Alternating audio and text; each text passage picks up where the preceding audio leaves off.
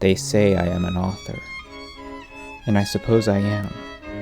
I suppose my primary purpose, the reason for which I was formed in my mother's womb and for which I rise out of bed every morning to walk this mortal coil, I suppose that purpose is to tell stories. But to say I am just an author, that could not be farther from the truth. For I am so much more than just an author. I am everything and anything. I am a seismologist and an ecologist. I know all the intricacies of evolutionary biology and biochemistry, and I know the patterns of the winds and the clouds and the tides. I am an astronomer, and a cosmologist, an archaeologist, an economist, and a paleontologist. There is not a field I have not dabbled in, nor a textbook I have scorned. I consult with experts until I become one, and I push the frontiers of every discipline I touch. At night, questions plague me. What factors influence the likelihood of abiogenesis? Does altitude affect the prevalence of ejectives in a language? Are shrimp conscious? Can they become conscious? How could we theoretically bioengineer shrimp such that they become conscious? Would such an experiment be ethical? If shrimp were conscious, how many would it take to change a light bulb? They say that true Renaissance men cannot exist in our modern era, that the amount of knowledge we have accumulated in every field vastly exceeds what anyone can learn in their lifetime. But I know I must have it all.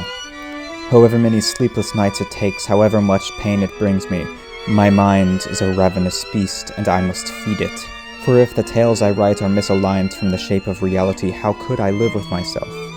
If my secondary creations are not internally consistent down to the subatomic interactions of which they are composed, how could I ask anyone to respect my skills as an artist? My creations must be more than plausible. They must be more than mere phantasms spat into the wind by a maladaptive daydreamer. They must instead be so logically consistent, so inevitably possible, that in some world out there in the multiverse, they are real.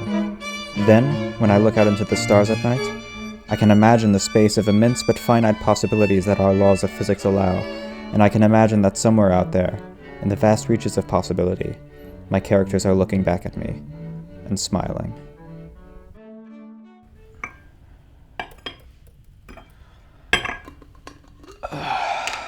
Hey, so I have some questions about the world building in this manuscript. Yeah, what's up? Well, in Chapter 3 you introduced this mind-reading ability that some people have, but then you just never mention it again.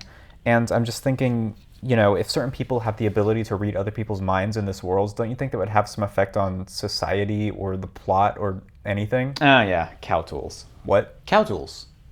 Is that like a book or something? No. You know The Far Side, the Gary Larson comic? Yes. So there's this really famous Far Side comic that basically depicts a cow standing in a barnyard with like a whole bunch of tools laid out in front of it.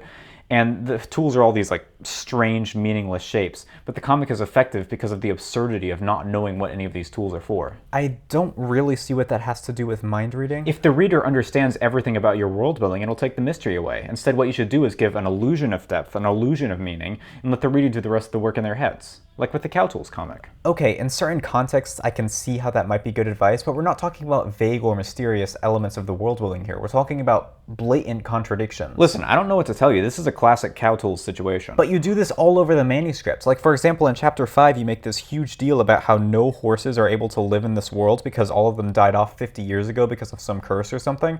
But then in the next chapter, the characters just go get a horse. Cow Tools. And then in Chapter 9, you introduce these killer ant things, and you say that one bite of them is enough to kill a grown person. But then the main character falls into like a pit of them and gets bitten 1,000 times, and he comes out perfectly fine, and nobody even mentions how insane that is. Cow Tools. None of this is Cow Tools. This is just you throwing ideas at the wall and then contradicting yourself the moment you get some idea you like better. You have to have some self-consistency. Oh, you could say the same thing about so many famous novels. Like in Alice in Wonderland. Did she really go to Wonderland, or was it all just a dream? We'll never know. That is not even remotely comparable to this. Whatever, man. Art is art, okay? Absurdism is not the same thing as incompetence. Cow Tools. Cow Tools.